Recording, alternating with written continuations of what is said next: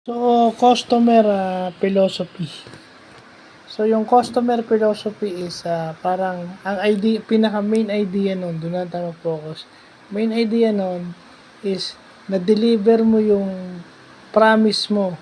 Kumbaga yung pinangako mo na dadalhin mo sa customer na yun yung binayaran nila, yun ang ibibigay mo kapalit ng bayad nila. And keeps them satisfied. Ibig sabihin, every time na nagdi-deliver ka sa kanila on time, tamang product, tamang laki.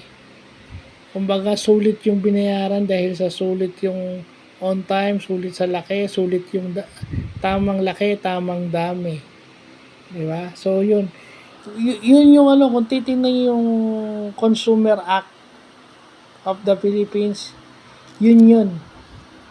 Dun sa customer philosophy yung Consumer Act of the Philippines kasi kaya marami ang nagdidiskumpiyado marami nagagalit yung sa online shopping kasi kung ano yung binili nila, halimbawa malaki yung sa picture, matatanggap nila kalahati yung laki, or minsan yung time ng delivery minsan matagal, nangako ng ganitong araw, minsan kinabukasan or after 2 or 3 days pa darating, or minsan after a week. Di ba?